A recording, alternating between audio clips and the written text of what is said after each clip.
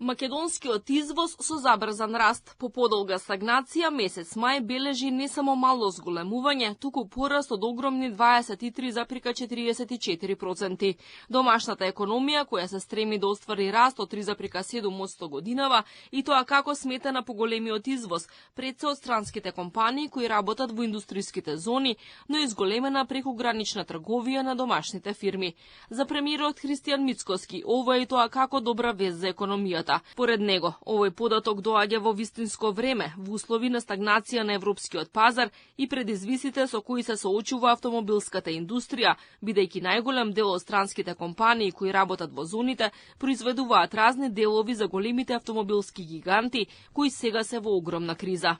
Бележиме раст на македонскиот извоз во првите 5 месеци од 2025 година. Во периодот јануари-мај, македонскиот извоз порасна за 3,15% во евра, споредено со увозот за истиот период кој порасна за 1%.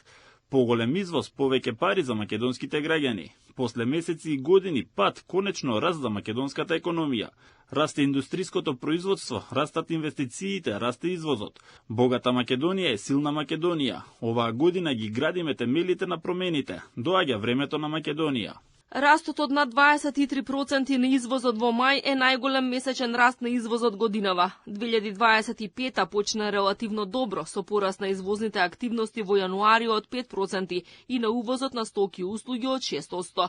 Сепак објавата на американскиот претседател Доналд Трамп за зголемени царини за увезени автомобили и делови од Европа, преговорите за нивно намалување кои се уште не се завршени со Европската Унија, како и ескалирањето на војните конфликти во Украина и на Блискиот Исток, драстично ја влошија состојбата. Следните 3 месеци забележаа негативен тренд. Во февруари извозот се намали за 1%, во март за 3%, а во април за 5,5%. Поради енормно поголемиот пораст на извозот во мај од над 23%, наспроти зголемувањето на увозот за 8,6%, се подобри и трговскиот биланс на земјава. Покриеноста на увозот со извозот во мај изнесувала 77,1%, наспроти просекот од 71% во првите 5 месеци од годинава.